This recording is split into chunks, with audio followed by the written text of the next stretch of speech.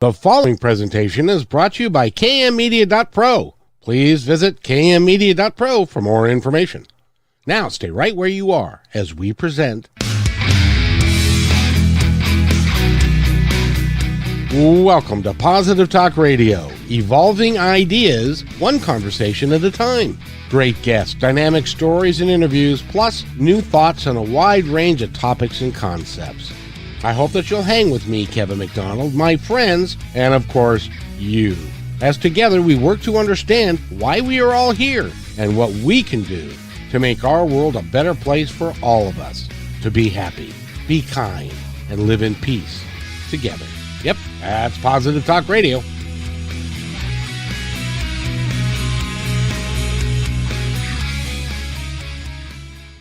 Episode of Positive Talk Radio. I'm so happy that you're here. Hey! I'm so happy our guest for the hour is here, and her name is Dr. Rita Louise, and she is an amazing, simply amazing young woman. She's got all kinds of stuff going on. She's a medical intuitive. She's an intuitive counselor. She's a spiritual energy coach. She can do spiritual energy. She's also highly intuitive. So if you, she can work with you in all phases of your life, and she works with the whole person, the physical, the emotional, the spiritual. She can talk to you about your chakras and your energy systems and all of that stuff. And she's written almost 1 billion books. Well, not quite 1 billion. But she's written a bunch of books, and we're going to get into all of that right now. But first of all, let me welcome Dr. Rita. How are you? I am doing great. I'm so excited to get to be around your energy and your presence yet again. Are you kidding me? I'm just never mind. I'm trying to not be self-deprecating anymore. That's something that I'm trying to get away from. So good, but it's great to have you here. And I enjoyed our last conversation. I'm glad you came back. I would like you to come back on. I do a show on KKNW 1150 AM in Seattle, and before we're done today, I would like to book you for that show if we can do that. So that we can take a bunch of calls and you can help people over the phone, because you can do that because everything is just energy, right? Exactly. It's good. So tell us about yourself. Where did you? I know you came from your mom and your dad, but what decided you to get into this, and what is your passion? Okay, so growing up, there was a bunch of different factors. So the first factor was growing up, we were required to read a book every 2 weeks to get our allowance. And I never really found any interest in reading fiction. I read one Nancy Drew book, and that was it. And I worked my way through the entire archaeology and anthropology department at the library. And then it was like, a bucket list item to go to the Brea Tar Pit, which I found out is in downtown LA, right next to the Museum of Modern Art. And I was like, really? Oh, I got to go there. And I got some tar because it oozes up out of the sidewalk. It was very exciting. But anyway, for a weird, person like that. Anyway, but around that same time, there were 2 TV shows. There was The Amazing Kreskin, who was a mentalist and had ESP. I remember. He had a board game. Did you ever get the board game? I didn't get the board game, but now I might have to go look for it. I don't know if it's available anymore, but he actually, with that board game, he actually used a pendulum. I believe that. Yeah. Well, and, if I move the camera around, there's actually a picture of him on the bookcase behind me from 1973. I have to ask you, because I don't know, whatever happened to him? I saw him. I mean, I'm dating it here, probably about 10 years ago in Dallas, and went with my office mate who was a hypnotherapist, and he did street magic. And so when the show was over, I'm like, okay, so were you detecting anything fake? And he goes, no. And wait. I got to go on stage. Oh, cool. And I got like the Kreskin mind meld thing, and I have pictures of that, and got to talk to him in person. I mean, it was talk about bucket list items, was to like hang out with Kreskin. That was really cool. Well, he was a guy that, Amazing. yeah, when he had his show, this was before, there was really much of a spiritual movement. This was back in the 70s, and Hmm. and so it was very unique, and he was very successful doing it. But no, he's still around. Has a I, webpage, T.A. Kreskin, the amazing Kreskin. So there was that show. And then there was another show called The Sixth Sense. So not the movie, but a TV series about a college professor who ran the parapsychology course at a university. And he had ESP. And, so he would like go into a room and touch a piece of paper, and he would see a vision of Mary driving down the highway 1 in California, but someone cut her brake lines and she flies off the cliff, and he would run out and stop Mary from getting in her car, and they would see the brake fluid underneath.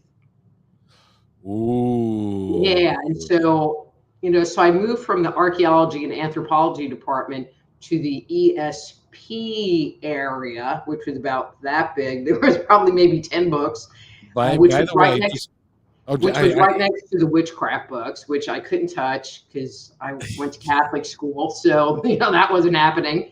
you weren't And, allowed to do um, that. and it's interesting because really all of my focus has been on, psychic and spiritual pursuits. And a couple of my books that we're going to talk about really dig back into my first love in life, which was archaeology and anthropology and ancient mysteries. And other than that, not really so much. That, I want to remind everybody who's under 40 that ESP stands for extrasensory perception. And that's what they used to call psychic ability way back in the day. No And doubt. now it's morphed into, mediumship and psychics and all of that, and energy workers and healers and all that kind of thing. But back in the day, they all lumped everybody into ESP, and it was kind of um, it, it was viewed as an anomaly, not a real thing, more of a like his TV show. But Hmm. now they've discovered that it actually is real. Not that everybody believes that, but and the folks, especially in the anthropology department, they can be a bit of skeptical about this whole thing, can't they? Oh, very much so. It makes me laugh. Every so often, you'll see an article on Facebook or whatever. It's like scientists have discovered that people can feel, somebody standing next to them without them touching them. And it's like, hello, we've known that for years. And my usual snide comeback is, if you go down to the metaphysical bookstores, you could find tons of books that talk about that phenomena very specifically. And they've Oh, talked about it for thousands of years, and you're just discovering it. Mm. yeah. Now, as a cheap party gift, I'm going to give this to the audience, which is if you go to a party and you want to play around with people and play with energy, this is what I want you to do. I want you to take a subject, put them in the middle of the room, have them close their eyes, put your right hand where on about 3 inches from their back, your left hand 3 inches from your front, and slowly, without touching them, slowly move your hands back and forth. And when their eyes are closed, they won't even know it, but their body will start swaying in time with you because it Really? is. Yeah, yes, I we I've did this. never done that, but I'm going to have to try it on somebody.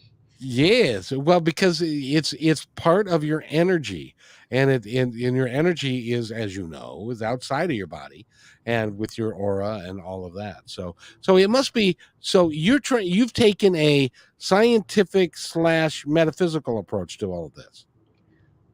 Very much so. I mean, the science part, there isn't a whole lot in the literature No. because they just are barely believing that any of this is possible. Um, you know, I think the biggest thing is I look for consistency, in people talking about different items versus just jumping on the bandwagon and going, oh, okay, this is what it must be, Right. or from my own personal experience interacting with different things. I have clients that they'll go, okay, so I'm going to tell you this, but it's really weird. And I'm like, you are like in the land of weird. I go, now, every so often, someone says something to me that even is weird on my barometer of weird, but it has to be really good at this point in time. Well, given the work that you do, you've seen so much, and you've been around some really, really gifted people. The folks that I get the biggest kick out of are the ones that will, you know who John Edward is. Mhm. I had him on my show, and one time, and he was doing readings for us. One of the readings was my sister, because I set it up so that because she wanted to talk to him. And so I knew what he was saying as he was saying it, because I know the same relatives and all that kind of stuff. And there are people, there are people out there that would say he was doing what's called a cold reading, Mhm. which he was in New York. He was on the phone. He was talking to my sister who's in Seattle. They've never met. He did not know it was my sister. I didn't tell him anything about him. And he was spot on. And they still won't believe it. Why won't they believe it when that evidence is sitting right in front of them? I don't know. I, you know, I mean, I can get into a whole lot of like, politically incorrect parallels, but I don't know where to stream to, so I'm just gonna like and zip it now. It just amazes me. And because it's also logical. And it isn't the work that you do with people in energy healing and with your psychic abilities and stuff. It doesn't just follow a logical pattern. No, and there are times where I'm about to say something to someone, and some weird other thought will jump into my head, and I'm like, okay, weird other thought, but I've learned that I have to listen to the weird other thought that jumps into my head, and it happens a lot more with my health clients, so I'm talking to them about, they have some issue going on, so so I'm a naturopath also. So I work with people with herbs, supplements, dietary changes, lifestyle changes, whatever they need to do to experience health. And so there's the doctor brain, I'm trying to get, and then there's the intuitive brain. And sometimes they agree, sometimes not so much, but they bounce off of each other. So the doctor brain is usually like, okay, so you have inflammation going on. These are the kinds of things that you can take, and what seems like it's working for you. Where am I getting a really high yes, yes, yes? And sometimes I don't really get that, or not that much. But then other times I'll get hydrangea. Well, it's not on my list, so I'm like, hold on. And I get on my computer and I type in what the issue is. It's comma hydrangea, and it's a remedy for whatever they have going on. Oh, Just wow. and so now I've learned that voice is usually right because I have gone online and looked things up, and it's like, oh, okay. Now, we can all do that, right? But we don't listen to that little crazy voice. I think being intuitive or having psychic abilities is kind of like dancing or being able to create art, that there's a spectrum. There are some people that are very naturally attuned to it, and other people, not so much. But I think most people kind of fall into that middle area, where they receive a certain amount, and then in that group, they might be more attuned to it. But you're right, they don't listen to themselves. They don't listen to the information that comes in. And, then they beat themselves up for not listening to themselves. Exactly, because the information is all right there within us. Mm-hmm. And if we pay attention, we can listen to it and get have you ever, when you're talking to somebody about their health and stuff, and they've got a problem, and you're telling them what they should do, have they ever said to you, yeah, I know, yeah, I should be, yeah, because they already know. what they Mhm. should do to be better. They just need confirmation from somebody else. I mean, most of the time, the things that I tell people just validate what they already know. I mean, sometimes they think they know, and so they've taken things to a certain level, and then I look below that, and they're like, "Oh, that's something I didn't consider, but what you're saying is true." You know, my personal favorites are you do a reading for someone, and then they get mad because you tell them everything that they know already. And it's like, yeah, but I don't know you. You sent me an email. So how am I supposed to know you already know this stuff that I'm seeing? Uh-huh. But the question is, do they do it? Because a lot of we all know what we should do, basically, but a lot of us make a conscious decision not to do it. Compliance is definitely an issue.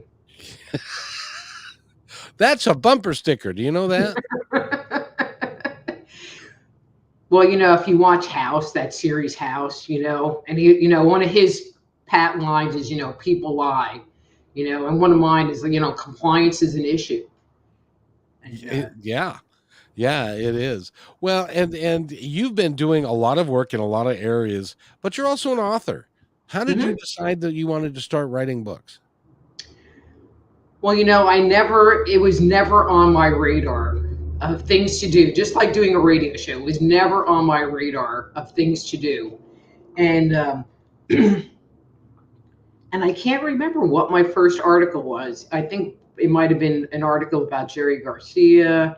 I don't know, but I wrote it, and because I lived in Seattle, in Everett at the time, and I submitted it to the New Times magazine, and they published it, and she really liked it, which kind of was like, okay, and so I was a regular contributor to that publication, Oh, cool. and and that just kind of started things rolling because people really liked what I had to say, really liked my articles. Um, and your audience will hear this. It's like, I only do what they tell me to do, so it's not like I sit down and decide I'm going to write a book. Usually it's like, hey, you should write a book and it should be about this. And it's like, okay. Well, apparently you get talked to quite often because you've got quite a list here. Let me go through them real quick so that Okay. the dysfunctional dance of the empath and the narcissist, stepping out of Eden, the ET Chronicles. I've heard of that one. What myth and legend have to say about human origin, So avoiding that's the all one book. ET Chronicles, What Myth and Legends Have to Say About Human Origins is one book. and what does the ET Chronicles have to say about the myth and religion of about the human origin? Well, personally, I didn't like that title. The publisher changed the name. The original title, which is available on my website, complete with spelling and grammatical errors, uh, was Man-Made, The Chronicles of Our Extraterrestrial Gods, which I thought was a better title, but they didn't like it. So what that book talks about is what I did, and it's going to be easier to explain it from this perspective. So what I did was I did a survey of mythology, looking for stories that coincided with key topics in the narrative. And I started with in the beginning, and I ended with just after the flood narrative. Because one of the things that I found in this survey is that during that period of time, we actually do find a global narrative where a story that you find in the Native American culture, you find in the Sumerians, and you find in Australia. So there is this commonality of stories. And so imagine this, a giant Excel spreadsheet, and across the Excel spreadsheet are topics like, in the beginning, and the sun, the moon, and the stars appearing in the sky, the concept of a golden age, the concept of a flood. And so those were some of the major points that seem to show up all the time. And so I would look for those and then go, okay, so what was happening before? What was happening after? How did this narrative play out? And what I found was a pretty consistent timeline of human or history on the planet. And the part that I thought was most fascinating was humanity doesn't appear until pretty much the second to last chapter of the book. Period. Actually, it's the last chapter. Excuse me? Who doesn't appear until the last? I missed that. I'm sorry. Humanity. Oh. So we're not created to the end. Yeah. You know, and so there's this whole long story of the gods and the wars and the giants and all of this stuff going on. And as a repercussion of this history, they make man.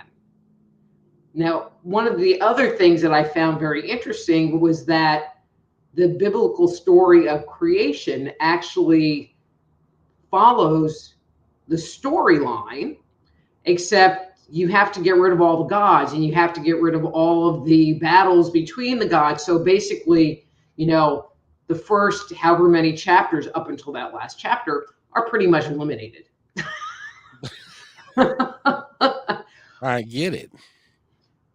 You know, for example, and please excuse me if you're a biblical scholar, I don't have, well, actually, I can look in here because I happen to have a copy of the man-made version, not the E.T. Chronicles version right here. But I think it was on the third day, God created, all right, too many words. So on the third day, God creates all the plants of the earth. Okay, yes. So I think that was the third day. It might have been the fourth. No, it had to have been the third day. So God creates all the plants. But then on the fourth day, God puts the sun, the moon, and the stars in the sky. So when you read that, it doesn't really make any sense because how can you have plants without the sun in the sky? Doesn't really work. However, when you look at cultures around the world, there is and I'm going to interpret it in my way, a terraforming event that occurs where the blood and bones of a giant or some other happening happens to put the trees and the mountains and the water and blah, blah, blah, dry land out there. And then they talk about the sun, the moon, and the sky being put in the sky. So they follow that narrative line. So, but who followed whom would be the question. Did the Bible scholars follow the narrative that was already pre-existing? That would be my guess. That's what I would believe as well, because the Bible was not written until like 2,000 years before Christ, and in that time frame. Mm-hmm. And so it was different, but the narrative goes back, you know, like I can't remember the writings in India. The Vedas and stuff like that. Yeah, those are much older than, and there also was at the time of Christ. There also were a bunch of prophets that were born of a virgin, and of different societies and stuff and so they had kind of the same things going on. So, but so in your book, does it explain the origins of it, or is it just and like who thunk it up to begin with? Well, unless you take the viewpoint of these are the stories of the gods, and the gods shared their stories with us, and we passed them down from generation to generation. That would make sense. Now, who are the gods? Well, see, this is where it starts getting a little controversial, and there's two different angles that can happen. Okay, and you know, so that in my opinion, there's the big G God, you know, the omnipotent, invisible. If you're doing law of attraction, you're connecting with that source. And then there's the little, as Giorgio Tsoukalos, you know, the guy with the hair on Ancient Aliens says, and then there are the little G gods. And if you actually read the Bible looking at God as being one of these little G gods that came to the earth and inhabited it and had all these wars, it makes a whole lot more sense. But then, because there's a lot of assumptions you have to make just based on the evidence that's presented, but man's history has really evolved around the concept of ritual and the concept of connecting with God. So you have the Sufis that do their dancing to create an ecstatic state so that they can connect with the gods, and the Bushmen that do fasting and do all of this stuff so that at the last day of the festival they can connect with the gods, or the people that do ayahuasca or peyote, a drug-induced connection. It's to connect with the gods. And as part of that experience, there are people that get downloads, of information. And so, whether the gods shared their story, whether this was a download, but there's this level of consistency that you find around the planet. And I'm going to add something else. There are many people who suggest that, but it's like telephone. If I tell a story and it makes its way around the circle, it's going to come back to me in a totally different form. Right. And they just make the assumption that if you tell a myth, or a story, that over the thousands of years, it's going to be corrupted. But that's not really the case. And they have evidence, and I'm not going to go into that, where there are stories that, are 10,000 years old or 14,000 years old that have been proven through like the archaeological record or geological record. But I'm going to put a little spin on it to bring it up more contemporary. If you know a cover band, that plays everything from AC/DC to Eddie Money to whatever, and you could just throw a song at them and they can play it, know all the words and know all the notes to it. That's a lot of freaking information. It is. And that's what the bards were, and in the day, they kind of sang the song, they kind of chanted the song. And so that's how they were passed down from generation to generation. I mean, even if you think of Christmas carols, it's like, everybody at least knows the first verse to Jingle Bells, and we only sing that song once a year. Exactly. But so it's possible. Well, I think it's not only possible, I think it's very likely. And because all the cultures were not left to themselves, really. I mean, they didn't talk back and forth and stuff like that, didn't they? Way back when. Where I would get the most excited in doing this research was if I found a story that came from Australia or came from the Americas. Now the Aborigines, they do something totally different, don't they? Or is there a commonality there? Oh no, there's definitely commonalities. Isn't that there's this guy, Wessler. I can't think of his first name, and he wrote the History of Myth, I think. Okay, it's a book like this thick, and it really is a little laborious to get through. I mean, obviously, I read it because I found it fascinating. And what was interesting was what he found was consistent with what I found, except he obviously spent way more time working on it, and he was more of a linguist than I am. So, so he found kind of like two threads of myth that you find around the world. But again, he found the consistencies from, culture to culture that, in our estimation, we're not in contact and we're not in communication with each other. So the choices are, these stories are exceedingly old and, or they were taught to us by the gods, at some other date and were moved forward as man evolved and became more sentient. I got to ask you, because you bring up an interesting point. Do they know how the Aborigines got there? There are a number of different theories, so one theory is that, God, I know too much freaking information, Kevin. I know, that's why you're here. I can ask you almost anything. That Homo erectus actually was a seafaring, and they were able to go along the coast, they say from South Africa, and work their way to Australia.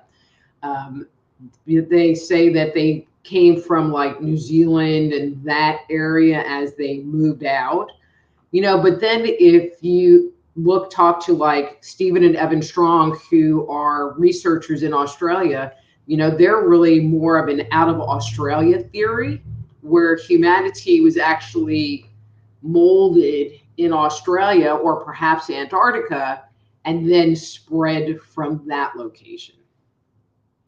Now that's interesting. That's a couple of points I'd never heard of. So, that's so, at the end of the day, who knows? I mean, it was a long, long time ago, and we probably never will know. I have more. So in Australia or in Southeast Asia, you've heard of Java Man. He hit the newspaper, and so he was dated to prior to the movement of man out of Africa. And so when the dating came out and they started finding bones in Africa that had later dates, they were like, oh no, it must not have the right date, because obviously, there wasn't anybody there. And so it's kind of like, well, maybe it is real and you just don't want to. It was political. How's that? I think that's fair. Now you've studied a lot of this stuff. The one thing that always crosses my mind. By the way, we're talking with Dr. Rita Louise. She's got a number of books out. She's also a healer, and you can go talk to her and go to soulhealer.com and find out all about her and her books. And then you can actually even book an appointment with her. If you've got an issue that she can help you with, and she can help you with almost anything, then give her a call and or email her, and she can help you with your health and a bunch of other stuff. But I wanted to ask you, wait a minute, I think I lost my train of thought on that one. Dang it. It was going to be one of the best questions I'd ever asked in my entire life. It'll come back to me. So in any event, it's great to have you here, and you are very gifted at what you do, and you're also a lot of fun. So it's awesome to have you here. What was I going to ask? It was going to be good. I just know it. Well, let me ask you something else. When somebody wants to get a hold of you, what's the best way to do it? So the best way for someone to get a hold of me is to go to my webpage, soulhealer.com, and use the contact form, because it, goes to my inbox. It doesn't end up in junk. If you just put like hello in the title, I got a very heavy delete finger. And just being real here, and we all have this experience. We get so much spam phone calls that I get kind of hesitant in answering my phone. So. Yeah. Well, the coolest thing that now now T-Mobile, they will actually put a spam call on it rather than the number, and so you can just delete it from there if you got T-Mobile. I don't know if the others do that or not. I mean, I have that, but it doesn't make like a business to business phone call. It's like, oh, this book that you wrote 500 years ago, we want to help you market it. It's like, no.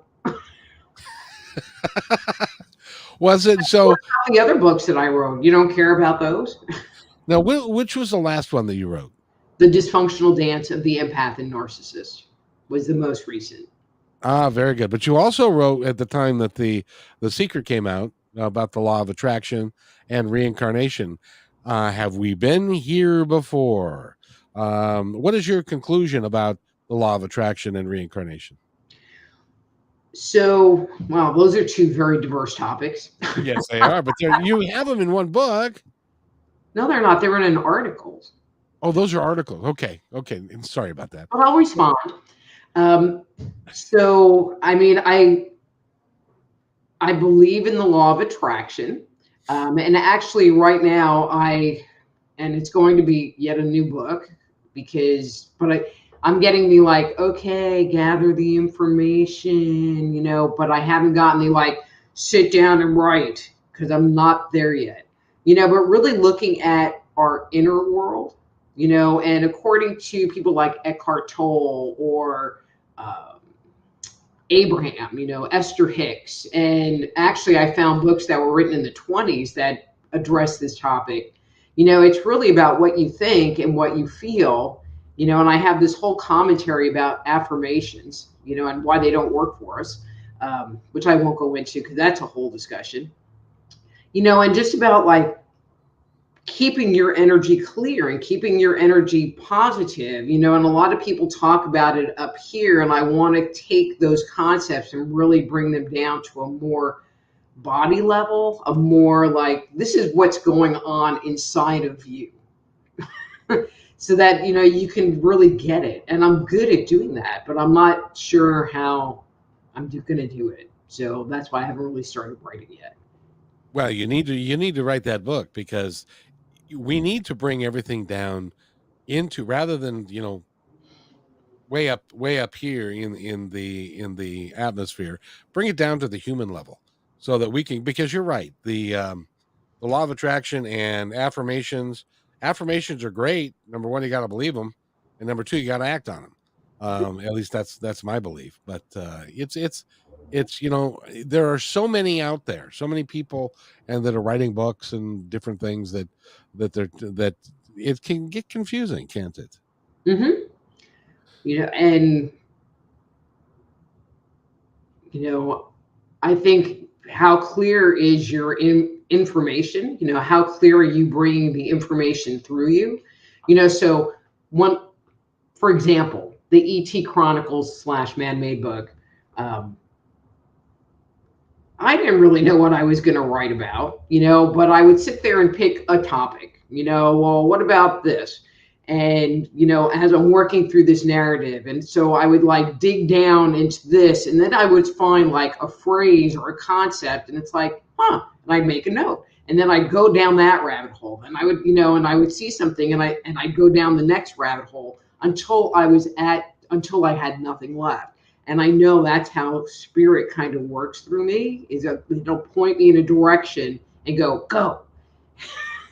And let me dig until I find, the whole picture, and then I can present that, but I think, and when you write, to me, you really have to take yourself out of the equation. It's my job to report what I find, not to give you my opinion. Fair enough. That works.